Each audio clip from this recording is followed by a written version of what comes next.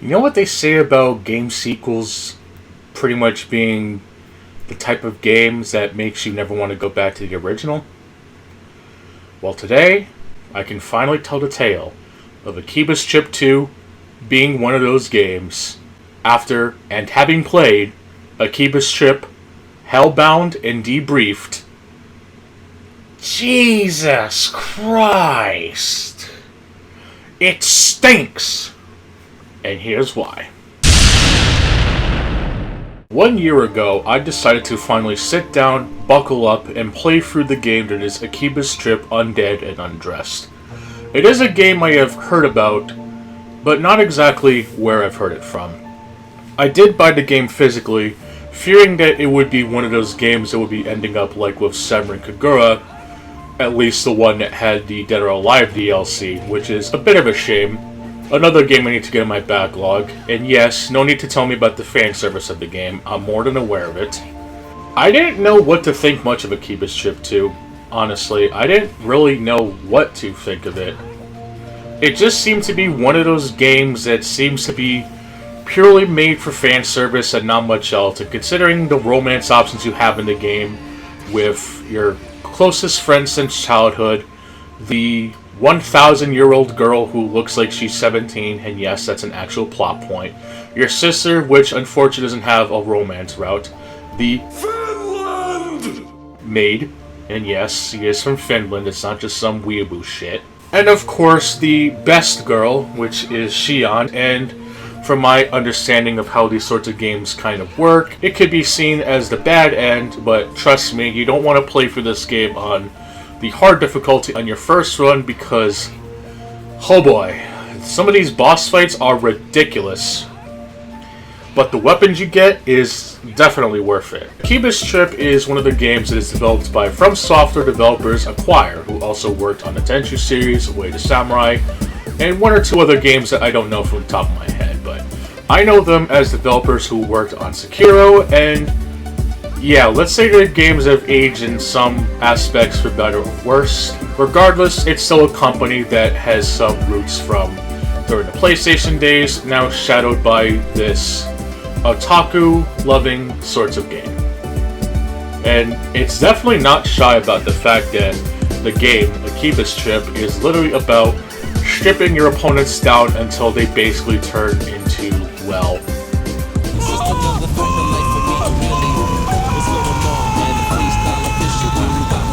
and although the story in Hellbound and Debriefed is a little bit better, as in you can kind of take it seriously, the second game is more or less a little comical, but still having a point, which is what these games should strive for, and not some bullshit along the line of Nier Automata, Bayonetta, and of course the hot and new game that's coming out exclusively on the PS5, Stellar Blade.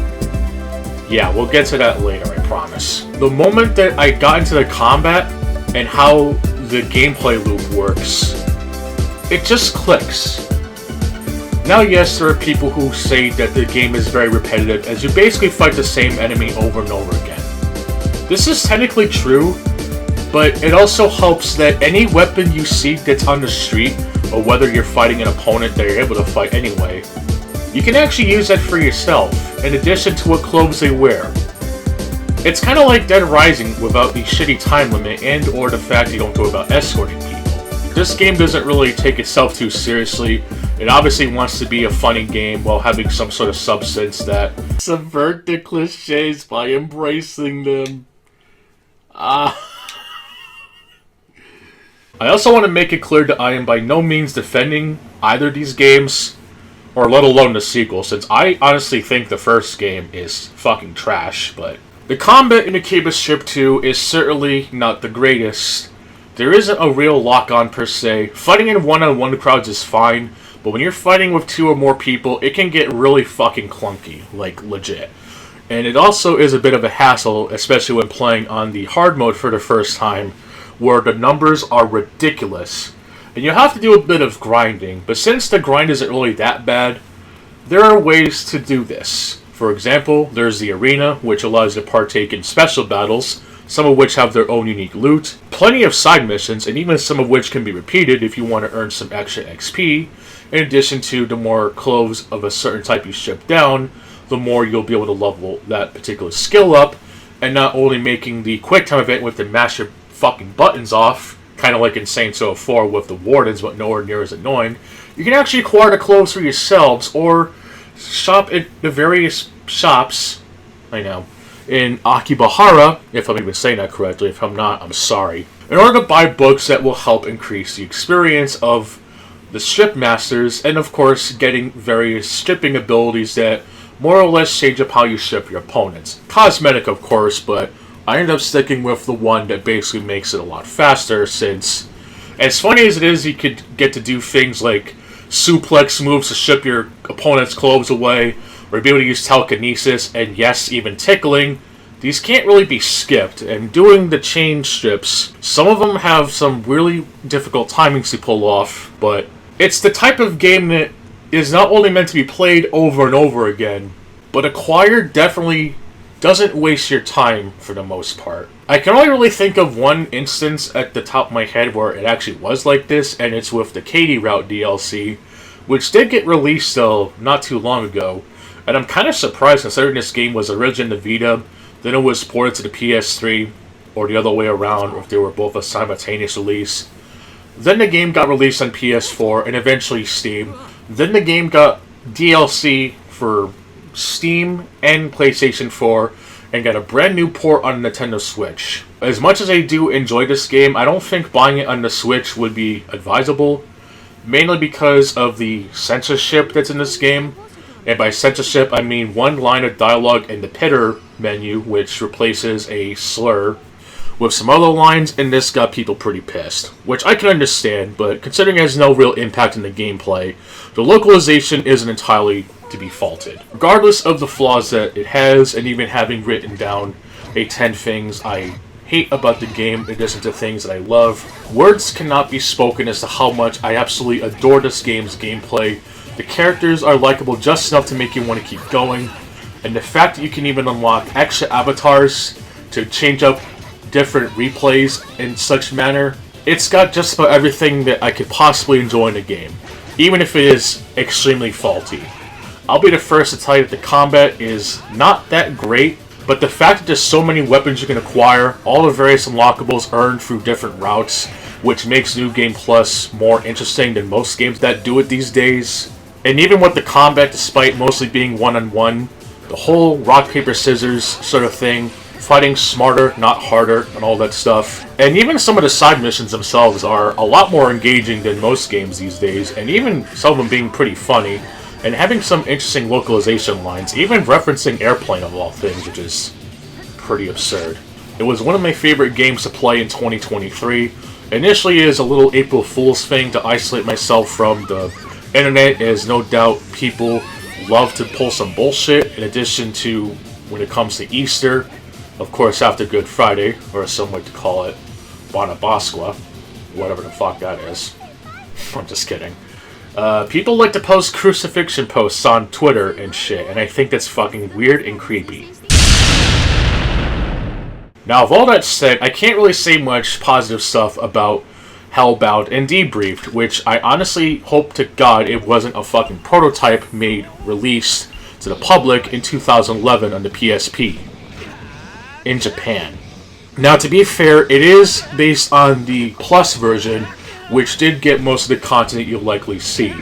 The Holic mode, which is even harder than Otaku mode from what I hear, but does have its unique loot, though I don't know if going through the game twice is worth it, which I'll explain why, and all the other bullshit that comes with it. I thought the game was going to be more grounded in the sense that the combat was more methodical, but the gameplay is still mostly the same, but it just feels so unfinished. There's hardly a HUD to speak of. You have to go off of visual cues, which if there's people that are colorblind and playing this shit, it's going to be a fucking nightmare. You can't even properly rip and tear clothes off, and I am not sorry for that pun. Can't even properly strip off clothes until they're basically close to being torn off anyway, because otherwise the clothes indoor resets, so you have to mash your ass off on the fucking PSP, and now on modern systems, everything except Xbox.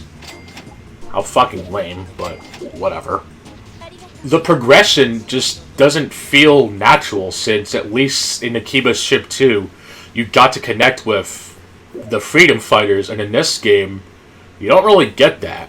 You're just kind of running errands, and you hardly return to the base at all unless there's a specific mission that you have to do. I might not have played the game correctly, but it just got that vibe of, you know, not really interacting with the characters very much, and they only really are prominent in maybe a couple of missions. Now, I don't want to be that person, but I really feel that despite the English translation surprisingly being pretty faithful, there's no bullshit unlike Fire Emblem Engage or whatever bullshit that's made now, especially in anime today. Some of the jokes, if Acquire even wants to call them that, are kinda dated, and I don't mean to sound like a prude, but how the fuck can someone call themselves the Master, who definitely has a thing for one of the Nairo agents, Mito to be specific, and basically uses her for some sort of bondage time or training or whatever, but then has the balls, if she even has any, to go on about how being a pervert is a sin, when literally in the mission, after next time you see her, you basically have to get her bondage and submission gear. See, you're thinking about stripping other people for sexual reasons. That's perverted. Also, criminal, technically. Are you fucking kidding me? Not that there's anything wrong with that, and I know it's Japan, they know to do some pretty fucking wacky things, but Jesus Christ. Even I have to say that this is kind of weird. Now, of course, this is on the same level as saying Duke Nukem Forever, where it's actually just offensive and tasteless, but it just seems a bit questionable, but nothing really takes the game away from such things, but as with games like Far Cry and, yes, Demon's Souls and Dark Souls, they all share the similarities, and they might reuse assets in one way or another, but considering that this is a game series that was on mostly portable systems, with the exception of Akiba's Beat, which I really hope is good, the two games clearly have a similar engine, and obviously being taken place at Akihabara, they tend to share pretty much the same locales, as it is based on the mecha from real life, which is pretty good. Except that traveling around in Hellbound and Debriefed is a bitch, whereas in Undead and Undressed actually made sense, and you can actually fast travel anywhere. The map screen is the only way to go to different areas. It's also the only place where you can save your game. Yes, even the PSP remaster can't even be bothered to have a fucking autosave. And yet people have to go to complain about older games like Unreal Gold and Rage, or any other game of the sort not having a thing like autosave, because, you know, games are pampered these days, I guess. And there's also another issue that I do want to mention really quick before I continue. The PC version's bindings are fucked. For some reason, using the Xbox prompts completely screw up the layout. I have no idea if it's the buttons that they use, but I was pretty dumbfounded in thinking that the controller I was using was just not working. But then it turns out I switch over to the PlayStation version and it's completely fine. But wait a minute, you can't play PlayStation games on PC, that's bullshit. Then why is the Surge the thing, and why did that game do that better than this weeb shit that I'm talking about right now? And also, you can't even use the D-pad, at least the controller that I use. I had to use joy to key just to make the fucking inputs that are normally used for movement on the PC, the WASD, and arrow keys, to work properly. Are you actually fucking kidding me? What kind of PC port is this? I know I keep bringing up how the game has parallels to Undead and Undressed, but it does bear saying. There are ideas from Hellbound and Debriefed that was eventually used in Undead and Undressed, and a lot of games do this. Sometimes cleverly, other times not so much. In this case, reusing assets in that instance isn't really so terrible. Hell, Demon's Souls had a lot of ideas that were eventually carried over into Dark Souls, in which the ideas from Dark Souls were eventually carried over into Dark Souls 2, and even to a point Bloodborne and Dark Souls 3, and possibly even Sekiro and Elden Ring, or even other games beforehand, with having that sweet inspiration from good old Berserk, and at least when it comes to Bloodborne H.P. Lovecraft, which I can't say I've read or known much about unless the stuff that's been in Quake. But some people think that saying Shub Nigurath is somehow demonetization worthy. I will admit that the story in Hellbound and Debriefed was a little more engaging, as the bad ending, the bad route, more specifically, compared to the Xion route, which isn't technically bad, but just how it ends makes you think it's bad, at least to me. Especially knowing the context of the Shadow Souls side, which in Undead and Undressed they're called synthesizers or some shit, I don't remember, it's been a while. It's fucking depressing. Going back to the sisters' room really quick, they are functionally different compared to the one in Undead and Undressed, except in Hellbound and Debriefed, you don't get to access this room until a certain point in the story, which, to give the game credit, you actually can visit the room at any point in New Game Plus. Though with how fucking awful the gameplay is, being so slow, having absolutely no lock-on whatsoever, which, even for a remaster of a PSP game, how the fuck can the DMC reboot, the game where you shoot a fetus, has implemented a lock-on in the console-exclusive remaster of a game that everyone fucking hated because it wasn't exactly like the original games made by Capcom and took liberties, for better or worse, in shooting fucking fetuses. You can't forget that shit. Shooting fetuses. How the fuck can a game like DMC reboot, at the very least, despite how fucking shitty it was, that game originally did not have a lock-on on release, at least implemented a lock-on. They tried to fix that shit.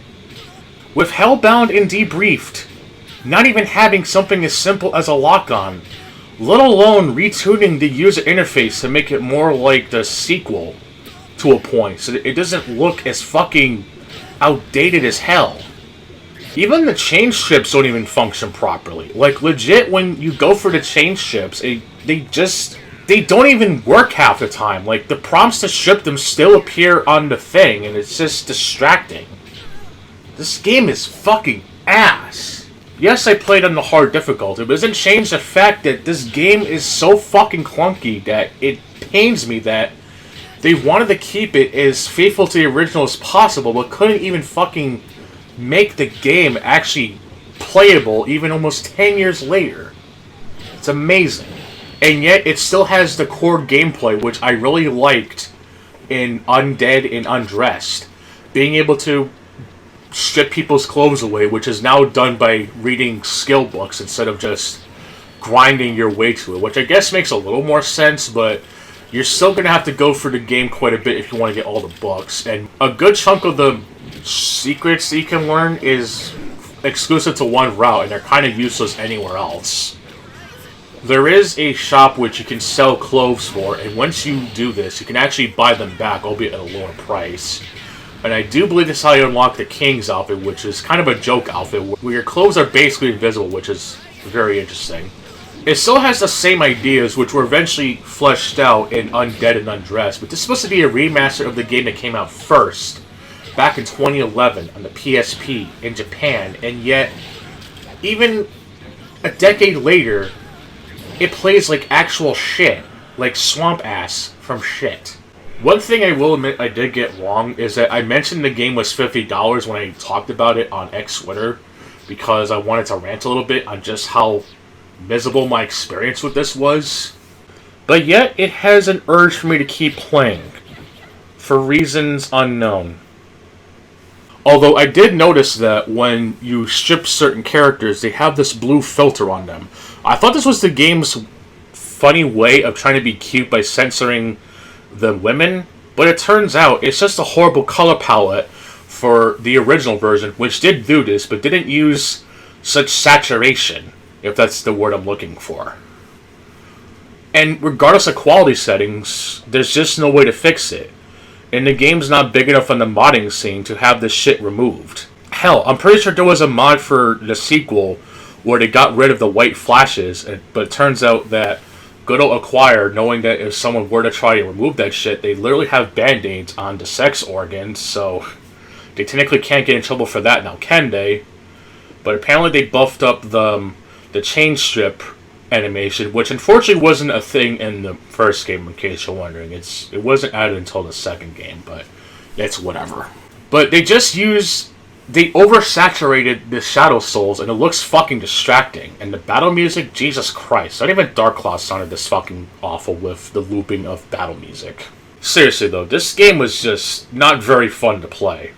And considering I really loved Undead and Undressed, it really disappoints me to having played the second game first. Which, to be fair, when I did buy it, I don't even think the Hellbound Debriefed was actually localized first. It took quite some time for the game to be released outside of PSP. And while it is great that people who have a PC, a PlayStation 4, and a Switch, so no fucking Xbox release for some fucking reason, people can still enjoy these games, and has an English release that's not completely terrible. At the end of the day, it is still a game that, despite my absolute ignorance to it, it does have that charm, but it's not the type of charm I would expect. But regardless, I still enjoy Undead and Undressed, and I hope that I can eventually complete this one to my heart's uncontent, and just never touch this again, because Jesus Christ, this is a fucking game. I'll just say that. It was a game. Now, speaking of games, let's go ahead and talk about the other elephant in the room. I mentioned Stellar Blade. Now, I have a couple of comments.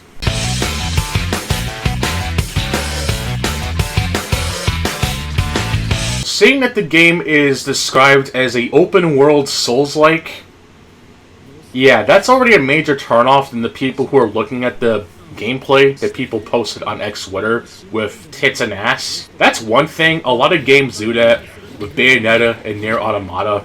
But the fact that it's open world, don't people hate that shit?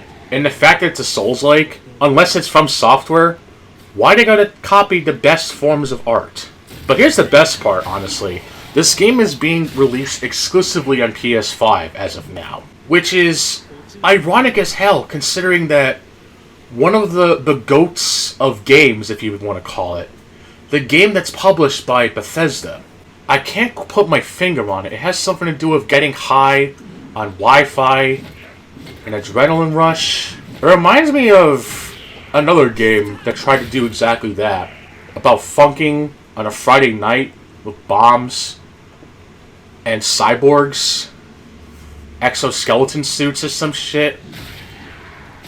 I don't know, it's something about Jet Grind Radio, I think, but whatever. I know a lot of people aren't really happy for some reason, but they somehow are, which is baffling to me, mainly because last time a game tried to be sexy in this way, it's the only thing the fucking people talk about, which would be fine, except there's literally no substance to this, if there's even going to be anything at all. And I even mentioned that the loudest is that type of crowd who do nothing but talk about it, even if it's part of the bonus. You could argue that something like Bayonetta actually has decent gameplay, which I partially don't agree with. I didn't like the game, and it's not because of the fan service. Mainly with the fact that there's just a lot of cutscenes for a game that isn't exactly a Metal Gear Solid game by Hideo Kojima. And I'm sure the lore is interesting, but Jesus, the fucking skipping of cutscenes should not be this fucking convoluted, but I'll digress. And don't even get me started on 2B, honestly. It's, if people say the game is as great as the fan services, you think people actually talk about the game. Which is kind of funny, actually, because people would disregard something like Akiba's Ship being a game that's literally horny on main, when, quite frankly, is extremely tame. Like, it's not on the level of Samurai Kagura, if people are gonna bat eyes on that, even though that game was mostly PlayStation exclusive for some time until someone pretty much cut the axe in that shit. And is now just roaming around in the depths of the Steam base, I guess. I really don't know, but I'm sure there's some fun to be had there, but it's almost as if sex sells. But the thing that I don't get is that it's a console exclusive on PlayStation 5 of all things, which I thought people hated that shit. If it's not on Switch and Xbox and PC, and of course PlayStation, who gives a fuck? Fucking Sun and Bone is a PS5 exclusive, but we gotta hate on it because it's on PS5. It's also kind of weird, too, because Sony is known for having some of the least attractive female video game characters of all time. The Last of Us... Okay, I'll be nice. The Last of Us Part 2 is certainly a fucking testament to that. But to be fair, it is a Western studio, so I guess that's partly to do with that, but still. I think any culture could make any type of character sexy, just actually put in fucking work and not try to butcher it on purpose, but again, what do I know? But people can be attracted to anything. It's why Pokemon art exists. The main reason I'm mainly turned off with this, even if the character could be interesting, is that I've already experienced with a game like this, and it's called Hades. A game that's basically modern Resident Evil, but with actual classic Resident Evil gameplay, and a bit of platforming, and Metroidvania. Fucking Jim Sterling made a really stupid comment about that, runbacks and shit. It's just something. Hades is a game I actually like. The problem is that the fan service doesn't have anything to do with the game. And there's nothing wrong with having such delightful sights for eyes. But if there's enough substance, then what water does it hold? You can replace the character of Hades and nothing would change about the game. It's purely made to sell for other reasons. It's why Brutal Doom is so successful, made by a dude who isn't exactly the most wholesome guy on the planet. But then you have its counterpart, which is literally replacing the gory animations with sexy succubi, incubus, the same old fucking shit, just replacing gore with sex. Guess which one gets talked about the most? And I still think it's fucking cringe. Because they both try to be this over-the-top shit when Doom doesn't have anything to do with that. That's why you have Doom 2016 and Doom Eternal. Fucking ADHD sons of bitches. Anyway, I just mainly find it funny that this so-called Game of the Year is being console exclusive, is open world, which last I checked, any game that's open world nowadays is pretty much a recipe for disaster. And that its gameplay is described as a Soulslike, and the fact that people are, as of this recording, literally advertising not finishing the demo just so that you can grind supplies to be transferred to the full game, sounds like you're not playing the game and more or less exploiting something that you're not meant to do. I just only hope that the character has actually more development than 2B, or even Bayonetta, because, good lord, the character model that they use for this game, I hear, is quite the looker, I'll be nice and say, which is cool and all. I think that's pretty alright. But, if there's no reason to play the game beyond horny, then what's the point? That's just how I feel personally. If the game turns out to have some substance, that's good. If not, then we're fucked. Undead and Undressed, despite having some form of lewdness, is pretty tame, and the shipping actually does have a purpose. Hell, literally all the characters you fight in the game have the same skills as you. Even the police, which is pretty funny. But I guess to be fair too, it doesn't take itself too seriously, but at least the gameplay more than makes up for it, and the writing that it does have, whether you're playing the original version or not, actually holds some fucking water. And that fan service is a fucking bonus. But it shouldn't be the main course, because it is so stuffed that you won't want to bother with anything else, even if the meal itself is actually pretty good. That is a fucking shitty analogy. Let me go exert myself after eating that shit.